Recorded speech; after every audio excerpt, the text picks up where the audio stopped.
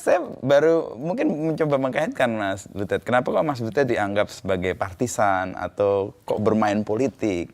Mungkin karya-karya yang Mas Butet pamerkan atau buat itu yang merespon itu kalangan-kalangan politik juga. Oh iya. Nah, dan kita lihat kan waktu itu Ibu Megawati bahkan datang dan memberi apresiasi atas karya Mas Butet, tidak hanya sebagai monolog, sebagai aktor, sebagai seniman, tapi juga orang yang bersuara sangat keras dengan situasi hari-hari ini. Ya, ya itu peristiwa. Itu peristiwa jadi peristiwa politik. Bahkan waktu jumpa pers di dalam gedung pameran, kepada para wartawan, Bu Mega mengatakan, saya tidak akan bicara politik. Beliau mengatakan gitu. Bagi saya, statement itu statement politik. Karena sosoknya sendiri kan? Iya. Karena lukisan itu sudah berbicara. Dan beliau tahu tentang seni lah, memang sejak kecil dekat dengan seni. Karena bapaknya dengan juga ayahnya, bahasa seni. Jadi tahu semua pesan-pesan itu. Bahkan dalam Rakernas kemudian, dalam pidatonya, saya disebut. Ya karena memang dia tahu. Seni itu mempunyai kekuatan tidak hanya untuk urusan artistik saja. Dan itu kekuatannya kan? Iya. Justru di situ ya. Ada relasi nggak yang khusus Mas dengan, kalau Mas Butet kan sering diidentikan, wah ini dengan PDI nih, dengan kelompok Ibu Mega gitu. Seringnya Mas Butet hadir di acara-acara juga kan, pernah monolog sangat monumental kan di acara itu, dan ketika Orde Baru kan juga Mas Butet dalam rangkaian untuk dalam posisi bersama kelompok pembaharu reformasi dulu ya. Ya sering di stigma begitu. Tapi saya tidak punya kartu anggota. Saya dengan kawan-kawan Nasdem juga dekat. Oh, dengan elitnya. Bahkan waktu Pak Surya Paloh itu membuat Ormas sebelum jadi partai ya. Oh ya, sebelumnya dia adalah organisasi masyarakat ya. Itu saya diundang sebagai pendiri. Surya Paloh meminta saya melalui Bank Saur Huta Barat untuk terdaftar sebagai pendiri Ormas Nasdem itu. Saya bilang, Bang Surya, saya di jalan yang sepi saja, jalan kebudayaan. Mimpinya tetap sama, tapi kan tidak harus terintegrasi di dalam sebuah ormas. Saya bilang gitu, dan saya tidak jadi pendiri. Seharusnya saya pendiri bersama Pak Siswono, Pak Enggal, Ngarso Dalem. Ngarso Dalem kan juga ikut pendiri. Tapi begitu menjadi partai, Ngarso Dalem keluar ya. Saya nggak mau.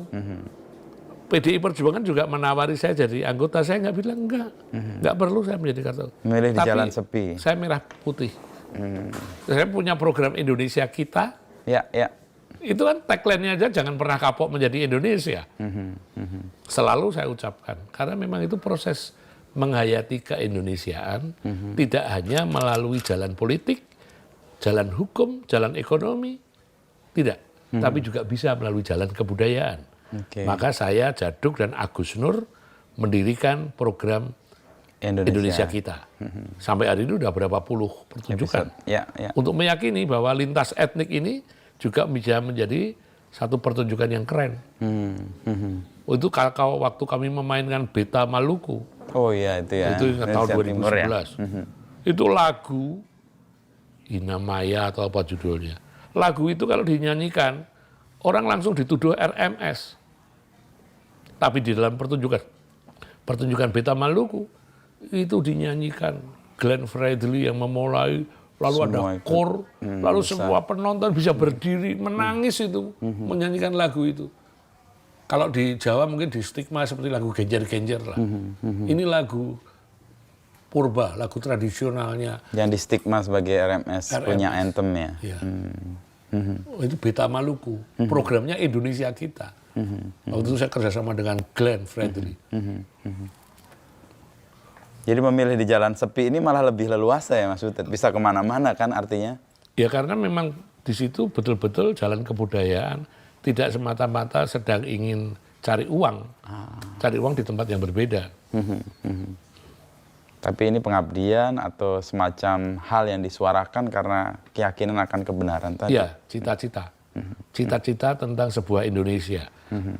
Kita senantiasa belajar menjadi Indonesia, yaitu tentang toleransi, tentang penghargaan, penghormatan kepada lintas etnik, tidak merasa etnik ini yang paling benar, tidak saya Jawa lalu tidak melakukan Jawanisasi ya enggak, tapi saling menghormati dan semua mempunyai akar masing-masing yang harus kuat. Itulah Indonesia yang tidak dipunyai Amerika. Persis. Loh, Amerika cuma kelihatan wajahnya Mongol diludahin. Kita kan enggak. Kita punya akar yang lebih kuat sebenarnya. Lebih kuat. Maka itu harus diperkuat terus melalui jalan kebudayaan. Makanya Mas Butet tadi kaitin yang IKN tadi concern banget di situ kan. Sangat. Ada suku Batak di situ, ada Dayak di situ, Jawa Kutai, di situ, Melayu. Kutai, Bugis, Melayu. Itu ditumbuhkan akarnya untuk jadi perekat. Maksud saya itu. Dan hari ini andaikan tarian itu berkembang di sana pun saya ikhlaskan. Bahkan pada waktu Pak Jokowi minta untuk tarian massal, saya mengatakan, andaikan ini untuk tarian massal, tolong yang menari bukan orang-orang dari Jawa, bukan penari dari Jawa dikirim ke sana untuk kolosal, jangan. Tapi yang menari orang-orang Bontang, Balikpapan, Penajam, Samarinda, Tenggarong, SMA, SMP dilatih. Nanti kami bersedia mengirim pelatihnya, karena kami yang mencipta tarian itu. Ya, tapi kemudian jadi milik mereka. Saya itu harus menjadi milik mereka. Bahwa yang bikin orang Jawa nggak apa-apa. Tapi kan kami mencoba memadukan tarian itu dengan kekuatan-kekuatan etnik dengan menggunakan elemen-elemen koreografinya. Jadi tari, kalau nggak salah dulu saya kasih judul tari Nusantara Etam. Nusantara Etam. Etam itu artinya kita. Oke. Bahasa sana. Kalimantan. Ya. Itu bagian dari hal yang ingin Mas Butet kontribusikan untuk merekatkan. Karena saya masih percaya waktu itu IKN beneran serius nih. Karena sudah akan hadir ratusan ribu, bahkan jutaan orang di tengah hutan itu. Oh bahaya sekali, nggak ada perekat sosial. Peristiwa kebudayaan ini cuma satu yang saya ingat terjadi di sana. Yang air? Air bawa kendi. Dari seluruh Indonesia itu ya? Tanah dan air. Hanya satu kali itu. Itu pun rekayasa, bukan sesuatu yang bottom up, yang tumbuh. Rekayasa. Nah saya kepengen ini tumbuh bottom up. Ini menjadi tarian mereka. Berikutnya. Oke. Dua hal yang tadi Mas Butet sebutkan sebagai keresahan di seni, lalu sekarang beyond seni. Dan kebetulan kan situasi politiknya memungkinkan Mas Butet untuk menyuarakan itu semua. Ada keresahan lain nggak dalam hidup Mas Butet yang perlu disampaikan juga ya, di luar yang sosial politik yang tadi kita sudah lihat ya? Sekarang cuma masalah kesehatan aja. Kesehatan. Kalau saya masih merokok itu berarti saya sedang sehat. Jadi ini indikasi ya, teman-teman kalau tahu Mas Butet ngerokok ini lagi sehat. Kalau nggak ngerokok malah bahaya, ini kayaknya lagi nggak sehat. Kalau sedang tidak sehat itu ngerokok nggak enak. Oke. Ya. Jadi kayak harus semakin mempercayai alarm tubuh. Oke. Kalau ngantuk ya tidur. Ini tubuh sudah memberikan alarm. Makin peka sekarang Mas Butet. Sangat peka. Dengan tubuh sendiri ya. Sangat peka. Capek istirahat. Oke. Tidak boleh memaksa. Memaksakan diri nggak boleh. Ya sudah. Kalau ngantuk-ngantuk tidur. Sedang ada acara break sebentar, turun setengah jam ya. Tidur. Itu alarm tubuh yang paling... Saya naik taksi di Jakarta penuh kemacetan, enggak, tinggal tidur pasti. Tidur, pokoknya tidur. Itu alarm tubuh. Nah, saya tidak ingin membantah alarm tubuh. Oh, ini kaki saya sudah mulai sulit ditekuk, ini diabetesku sedang tinggi-tingginya nih. Nah, dan setiap makan saya selalu suntik insulin. Ya ada biaya, tapi nggak apa-apa, itu risiko. Umur juga sudah berkepala 6 toh. Nanti kepala 7 ya semakin sensitif lagi soal kesehatan. Tapi kan orang pada akhirnya juga mati. Tapi saya kan percaya tidak ada orang mati karena rokok. Tidak ada orang mati karena makan jeroan. Orang mati itu karena, kata orang-orang beragama, kehendak Allah. Untungnya saya tidak terlalu disayang Tuhan. Jadi tidak perlu dipanggil. Belum saatnya dipanggil. Oke, ada peristiwa mujizat itu ya. Karena tadi maksudnya diberi ruang untuk melihat apa yang sekarang terjadi dan kemudian menyuarakan itu. Mungkin. Mungkin. Dan suaranya lantang sih. Saya sendiri agak khawatir nih Mas Butet baik-baik aja nggak nih? Tapi kekhawatiran agak surut ketika Mas Butet kirim atau posting yang Perintah presiden itu. Ya, Nah, itu kan sebenarnya sedang melaksanakan perintah. Perintah. Dan perintahnya tulis tangan lah gitu. Ada otentik kop suratnya. sekali. Kop surat. Kop suratnya Presiden Republik Indonesia. Nggak sembarangan. Dan keberanian itu yang membuat saya juga ngerasa, wah, di profesi apapun, untuk sesuatu yang sifatnya perlu disuarakan, memang harus disuarakan ya. Ya. Dengan resikonya. Kadang-kadang kita ngukur resiko sih Mas, untuk anak muda atau yang masih belum beyond kayak Mas Butet ini. Nih. Untuk bisa deal dengan resiko itu, atau bersiasat lah. Siasat-siasat yang baik, yang bisa memperpanjang perjuangan. Ya, Kata Pak Yakom bilang, mayat nggak bisa diajak berjuang. Jadi kalau kamu konyol, mati, perjuanganmu nggak akan bisa dilanjutkan. Harus bersiasat dengan itu. Termasuk perjalanan saya ke Eropa tempo hari, kan ketemu kawan-kawan diaspora Iya. yang sangat mencintai Indonesia. Sangat menjunjung etika, sangat menjunjung demokrasi dan konstitusi. Bagaimana itu kawan-kawan mendukung UMKM. Tolong orang-orang Indonesia mengirim produk-produk UMKM-nya ke sini, dibantu dipasarkan, bikin bazar. Banyak sekali kawan-kawan Indonesia terbantu ya. Di Essen, di Jerman yang seperti itu. Juga kawan-kawan di Belanda, ketemu kawan-kawan aktivis sejak 98 yang masih di sana, bicara tentang Indonesia hari ini. Di Praha juga begitu, di mana-mana. Dan itu menyemangati saya. Wah, justru ketika dari luar, kita bisa melihat Indonesia dengan lebih jernih. perspektif lebih yang jernih. Okay. Dan melihat bagaimana memperbandingkan sistem hukum, perpajakan yang ditegakkan dengan baik. Kalau saja Indonesia itu ditegakkan dengan baik, aduh, ini negara memang kaya raya. Tapi Anda lihat sendiri kan, para menteri kita itu yang kemarin pada ketangkap itu, polisi-polisi kita, para penguasa, pejabat, menjadi pejabat, menjadi politisi. Kadang-kadang tujuannya hanya untuk ingin kaya. Ingin kaya saja, lalu merampok.